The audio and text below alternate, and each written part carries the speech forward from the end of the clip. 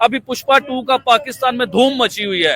हर इंसान पुष्पा टू है क्या पुष्पा 2 यानी कि बम मूवी। उसने रिकॉर्ड भी देखे, आप चंद साल पीछे चले जाइए तो हमें सुनने को मिलता था शाहरुख खान की मूवी, आमिर खान की मूवी ने 500 करोड़ का बिजनेस कर लिया और सलमान खान की मूवी ने इतना बिजनेस कर लिया। लेकिन अब सुनने को मिलता है कि यार पुष्पा मूवी ने एक हफ्ते में जो है ना 1000 करोड़ का बिजनेस कर लिया, यानी कि रिकॉर्ड पे रिकॉर्ड। वहाँ से राहत साहब को निकाला उन्होंने, राहत फतेह अली खान को, आतिफ असलम को निकाला। जी जी बिल्कुल ठीक है, अभी भी वो बकवास करते हैं हमारे पर, तो हम यहाँ पे मूवी चलाएं।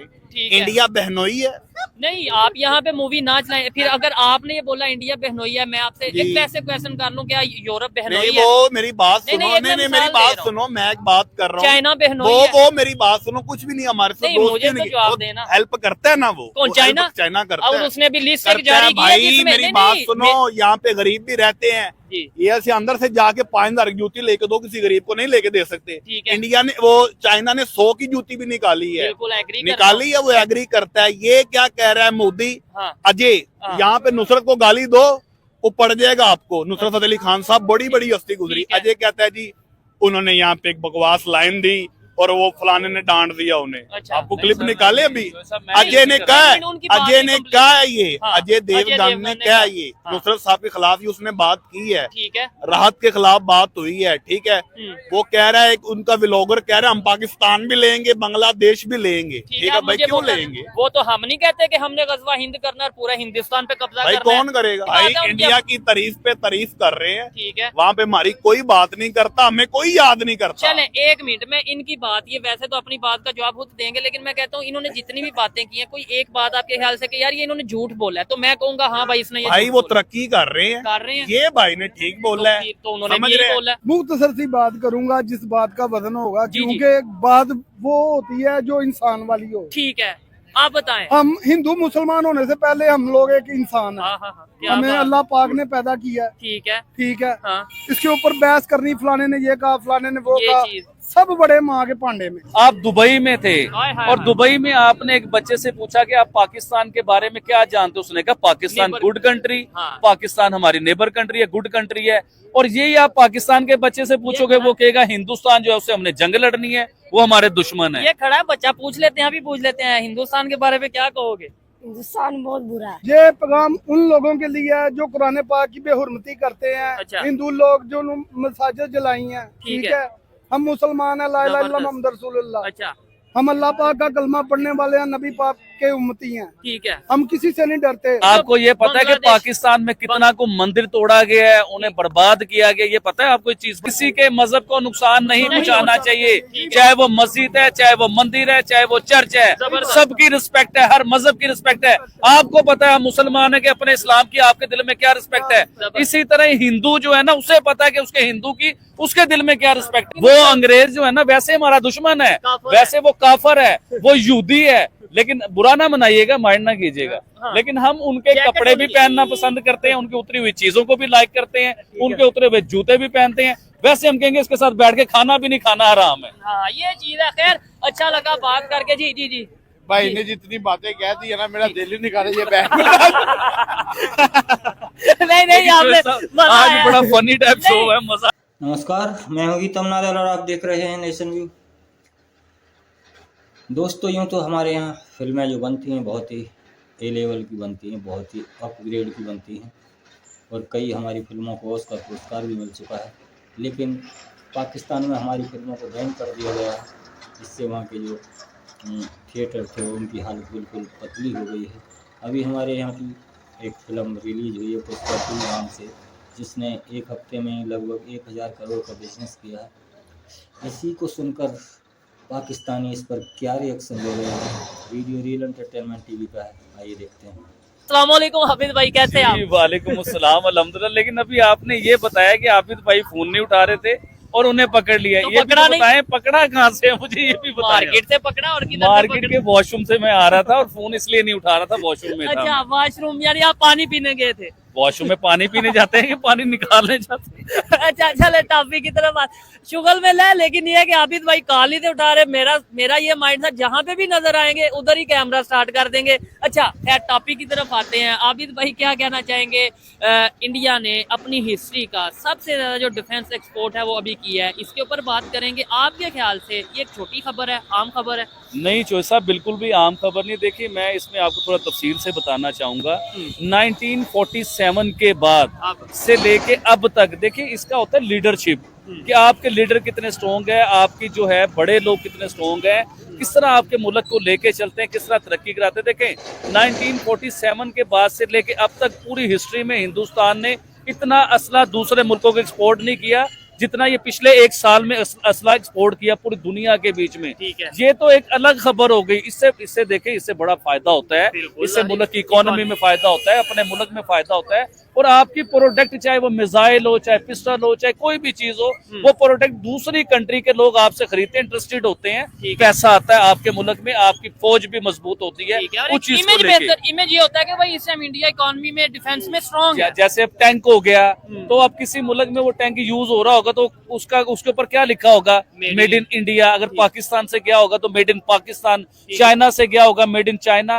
तो हिंदुस्तान की वर्थ क्या बनते हुए नजर आ रही है, ये चीज देखें कि उसने अपनी हिस्ट्री का खुद ही रिकॉर्ड तोड़ दिया, इतना असला एक्सपोर्ट किया है। अब आते हैं मेन चीज के ऊपर। देखें इस टाइम हिंदुस्तान जिस चीज के ऊपर वर्क कर रहा है वो आपको आइडिया भी नहीं है चोई साहब।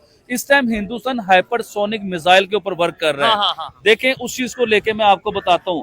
हाइपरसोनिक इस टाइम दुनिया के 3 जो सुपर पावर है ना, जो दुनिया की महंगी तरीन अमीर तरीन कंट्रीज हैं, ये सिर्फ उनके पास है, वो बना रहे हैं हाइपरसोनिक, जिसमें चाइना हो गया, रशिया हो गया, अमेरिका हो गया। लेकिन हिंदुस्तान इनके टक्कर पे आके बैठ गया है।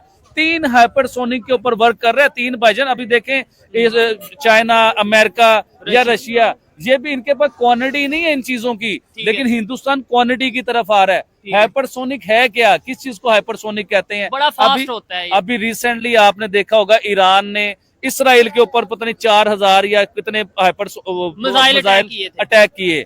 वो आपने देखा कि उन्होंने रास्ते में उन्हें फ्यूज कर दिया, उन्हें बिल्कुल खत्म कर दिया, रास्ते के बीच में उन्हें रोक लिया। लेकिन हाइपरसोनिक वो होता है कि भाईजान जो किसी भी रेडार के बीच में हाइपरसोनिक नहीं आता, उसने अपनी जगह पे प्रॉपर अटैक करके ही बाज आना है। अब हाइपरसोनिक बनाने से हिंदुस्तान को क्या फायदा या दूसरी कंट्रीज को क्या नुकसान है? किसी को कोई नुकसान नहीं है, लेकिन नुकसान उन्हें जिनके पास नहीं है हाइपरसोनिक। जिस तरह पाकिस्तान के पास हाइपरसोनिक नहीं है, बांग्लादेश के पास हाइपरसोनिक नहीं है, और अगर आप चाइना की बात करते हैं कि चाइना के पास हाइपरसोनिक है, उन्हें तो कोई टेंशन नहीं। भाईजान टेंशन क्यों ना हो, टेंशन है उन्हें।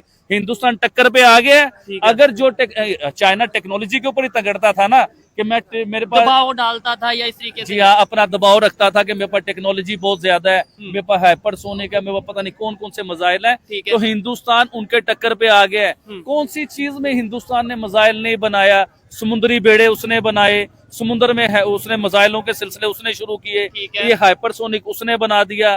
पता नहीं क्या क्या कुछ वो बनाने के चक्कर में आइंदा आने वाले जो सुपर पावरों की टक्कर होगी ना, उसमें हिंदुस्तान की भी एक पोजीशन होगी, एक नाम होगा। नहीं, इधर ये चीज भी मैं कहना चाहूंगा, ये देखें बहुत से लोग आपको खड़े होकर सुन भी रहे हैं, आपकी बात को शायद समझ भी रहे हैं, लेकिन ये तो आप हमने डिफेंस की, वेपन्स की, इस तरीके से बात की। मैं कहता हूँ स्पोर्ट्स की आप बात कर लें।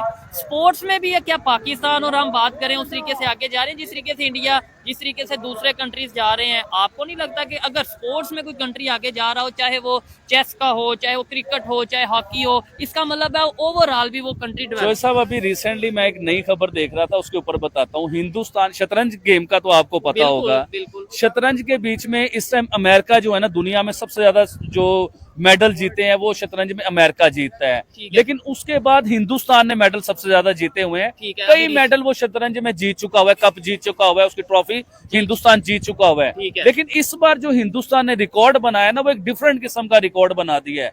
देखें शतरंज के बीच में हिंदुस्तान नंबर 1 आया, उसने शतरंज में जीत गया। ये आम बात होगी, हिंदुस्तान कई बार जीत चुका हुआ है, 6 बार हिंदुस्तान जीत चुका हुआ है।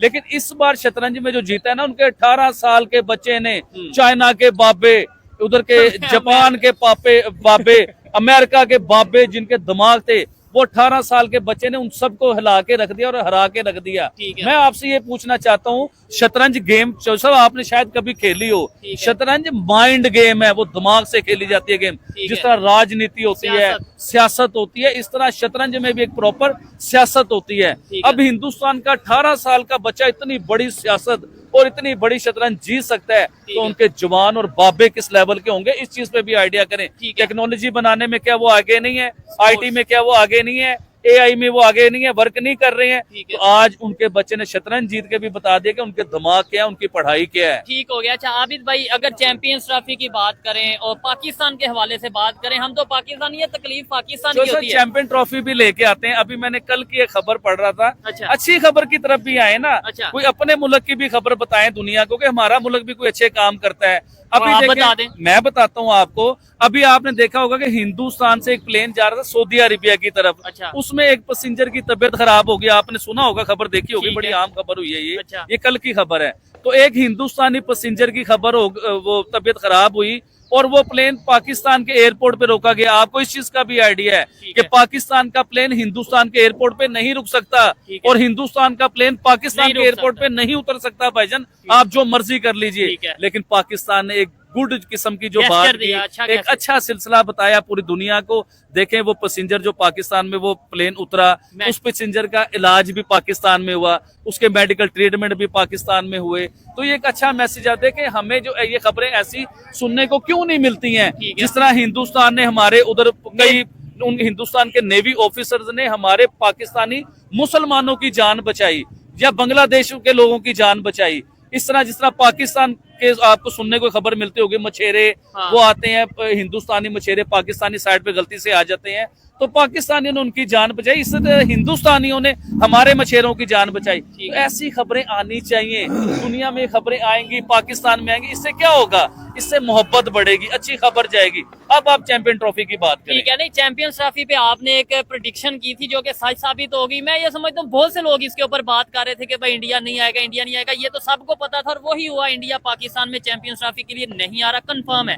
लेकिन ये जो इस टाइम जिस हाइब्रिड मॉडल के ऊपर एग्रीमेंट हुआ है दोनों कंट्रीज का कि पाकिस्तान भी नहीं जाएगा, इंडिया भी नहीं आएगा, आपको लगता है कि 3 साल वाकई में जैसे 2026 में आई थिंक वहां पे अपना वर्ल्ड कप होने जा रहा है, ठीक है, T20 वर्ल्ड कप होने जा रहा है, आपको लगता है पाकिस्तान नहीं जाएगा? और अगर नहीं जाएगा तो पाकिस्तान का फायदा या इंडिया का नुकसान कुछ ऐसा है? देखिए 100% पाकिस्तान का नुकसान है, हिंदुस्तान का नुकसान नहीं है। ठीक है। इसके ऊपर मैं पहले भी आपको प्रेडिक्शन भी कर चुका हुआ था कि ऐसा ही होगा कि पाकिस्तान हिंदुस्तान नहीं जाएगा और हिंदुस्तान पाकिस्तान नहीं आएगा। हाइब्रिड मॉडल के ऊपर ये सारे मैच होंगे और ये होंगे, सारा सिलसिला होगा। लेकिन पाकिस्तान के ऊपर देखिए, मैं पाकिस्तानी हूँ, मैं ऐसी बात कर नहीं सकता, लेकिन जो हकीकत है वो बताऊंगा। पाकिस्तान के ऊपर अभी भी आप इस चीज को लेके भरोसा नहीं कर सकते, या पाकिस्तानी अवाम ये भरोसा नहीं कर सकती कि पाकिस्तानी इतने गैरतमंद है कि इनके एग्रीमेंट हो चुके हुए हैं और पाकिस्तान हिंदुस्तान जाके क्रिकेट नहीं खेलेगा। देखें अगर पीसीबी का आपका चेयरमैन चेंज हो जाता है, पाकिस्तान की गवर्नमेंट चेंज हो जाती है, किसके पास ये कौन गारंटी दे सकता है कि पाकिस्तान हिंदुस्तान नहीं जाएगा? हो सकता है पाकिस्तान को डॉलर ज्यादा मिले, कोई डील हो जाए। अभी सुनने को रिसेंटली आपको डील मिल रही थी आईसीसी की तरफ से कि आप वर्ल्ड कप खेलने के लिए हिंदुस्तान आए और आपको जो है ना वुमेन का वर्ल्ड कप जो है ना वो पाकिस्तान को दे दिया जाएगा। मुझे ये बताएं वुमेन वर्ल्ड कप की कोई वैल्यू है? इसे लॉलीपॉप कहते हैं, लॉलीपॉप दिया जा रहा है पाकिस्तान को। और पाकिस्तान इतना आपको नहीं लगता कि चले अगर वुमेन वर्ल्ड कप भी हो जाए पाकिस्तान में होगा कुछ ना कुछ, चलो दुनिया को ये तो मैसेज आएगा कि यहाँ पे चले, ठीक है। उसकी ब्रॉडकास्टिंग इस लेवल की नहीं होती जो पाकिस्तान इंडिया के मेंस मैच की होती है। वुमेन की वो ब्रॉडकास्टिंग नहीं होती, वो एड नहीं होते, वो पैसा नहीं आता, वो रिस्पांस नहीं मिलता उस लेवल का। ठीक है वुमेन क्रिकेट देखी जाती है लेकिन उस लेवल पे नहीं देखी जाती जिस तरह विराट कोहली खेल रहे हो, जैसे बाबर आजम खेल रहे हो, इस तरह दुनिया की बड़ी टीमों के प्लेयर खेल रहे हो, इस तरह के सिलसिले नहीं होते। तो देखें हाइब्रिड जो है ना ये बिल्कुल भी अच्छी चीज नहीं है।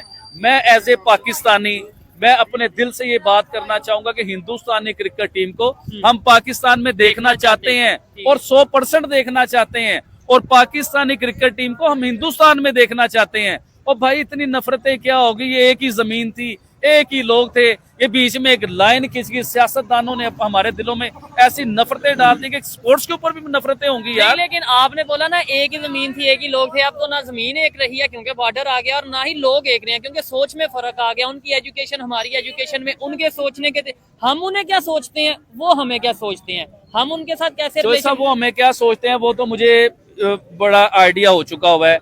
आप दुबई में थे और दुबई में आपने एक बच्चे से पूछा कि आप पाकिस्तान के बारे में क्या जानते हो, उसने कहा पाकिस्तान गुड कंट्री, पाकिस्तान हमारी नेबर कंट्री है, गुड कंट्री है। और यही आप पाकिस्तान के बच्चे से पूछोगे वो कहेगा हिंदुस्तान जो है उससे हमने जंग लड़नी है, वो हमारे दुश्मन है। ये खड़ा है बच्चा, पूछ लेते हैं, अभी पूछ लेते हैं, हिंदुस्तान के बारे में क्या कहोगे? हिंदुस्तान बहुत बुरा है। ये बहुत बुरा है। अब देखे ना आपको क्या बुरा किया आपके साथ, आपके साथ क्या बुरा किया? बुरे हैं, हाँ बुरे हैं वो। कैसे, मतलब किस वजह से बुरे हैं, मुझे बताएं ताकि दुनिया को पता चले। हाँ भाई इतने बुरे हैं, बताएं जरा कैसे बुरे हैं, कैसे वो लोग बुरे हैं? बुरे नहीं यार, बस इतना पता बुरे हैं। देखिए एक्चुअली बच्चों के ज़हन में जो बिठा दिया गया होता है स्कूल में या माँ बाप ने या मदरसे में या कहीं भी कि हिंदुस्तान सिर्फ हमारा दुश्मन है। देखिए जब तक वो दुश्मन था वो दुश्मन था, कब तक दुश्मनी करोगे यार? क्या हम हिंदुस्तान को दुश्मन समझते हैं? वो पढ़े लिखे लोग हैं, वो हमें दुश्मन नहीं समझते, इवन के हमें लायक भी नहीं समझते कि हमारी उनकी दुश्मनी हो। देखिए दुश्मनी से निकल के हमें अब करना चाहिए पढ़ाई के ऊपर, अपने टेक्नोलॉजी के ऊपर, अपने लोगों के ऊपर वर्क करना चाहिए, अपने मुल्क में अच्छे सिलसिले 5 साल हमारी गवर्नमेंट पूरे करे, इस तरह के मामला करने चाहिए कि दुश्मनी को लेके बैठे रहे। खत्म होनी चाहिए। लेकिन देखा दोस्तों, पुष्पा 2 की धूम सारी दुनिया में मची हुई है। पाकिस्तानी भले ही उसे देखें ना देखें, लेकिन ना चाहते हुए पाकिस्तानी उसे देख रहे हैं। और उसका जो हफ्ते भर का जो फिल्म ने बिजनेस किया है 1000 करोड़ का, उसे देखकर इनकी चीख निकल गई है और कह रहे हैं कि इतनी तो हमारे देश की सारी जीडीपी नहीं है जितना इस फिल्म ने एक हफ्ते में बिजनेस कर लिया है। और हमारे यहाँ जो बैन कर दिया गया है भारतीय फिल्मों को, इससे हमारा ही नुकसान हुआ है, भारत का तो कोई नुकसान नहीं हुआ। उनकी तो फिल्में यूरोप में चलती हैं, अमेरिका में चलती हैं, अफ्रीका में चलती हैं, वहाँ हमसे कई गुना ज़्यादा बिजनेस कर जाती हैं। लेकिन हमारे हुक्मरानों ने, हमारे जो लीडर हैं, इन्होंने भारत की फिल्मों को जो बैन किया है, इससे हमारा ही नुकसान हुआ है, भारत वालों का कोई नुकसान नहीं है। इससे हमारी जो छवि है वो धूमिल हुई है।